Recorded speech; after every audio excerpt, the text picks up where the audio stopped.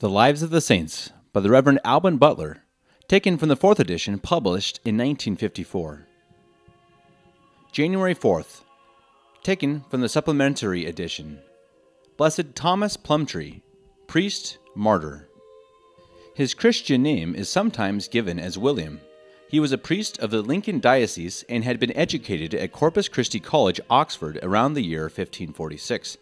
When Elizabeth came to the throne, he was rector of Stupton in Lincolnshire, but being unable to accept the new religion, resigned his living, and for a time taught in a school at Lincoln.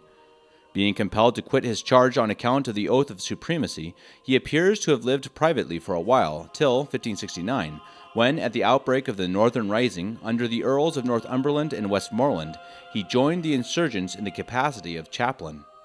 It is supposed that by this time most of the south of England had, at least tacitly, acquiesced in the Anglican settlement, as fixed by Act of Parliament in 1559, but in the north and away from the immediate influence of the court and centre of government, things were very different.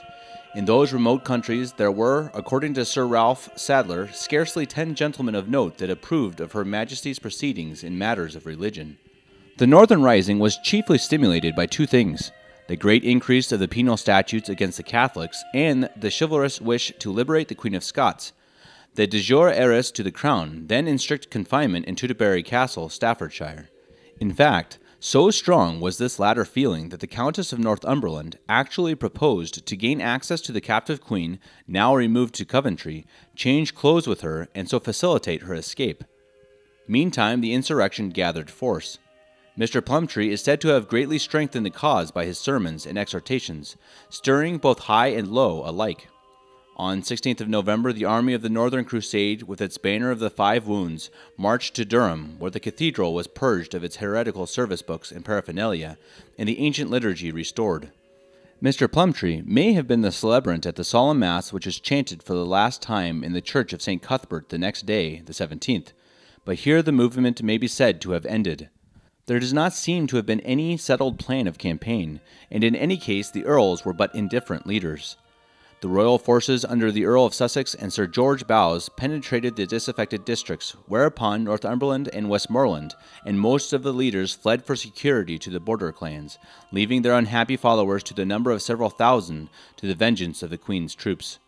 After the collapse of this extremely ill-managed affair, Blessed Thomas Plumtree and a numerous body of fugitives appeared to have escaped in the direction of Carlisle, but were shortly dispersed, when the subject of his notice was among the prisoners taken by the pursuers.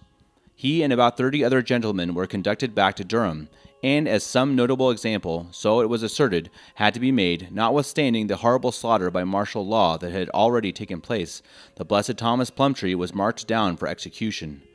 It is stated that he was offered his life if he would conform, but replied that he had no desire so to continue living in the world as meantime to die to God.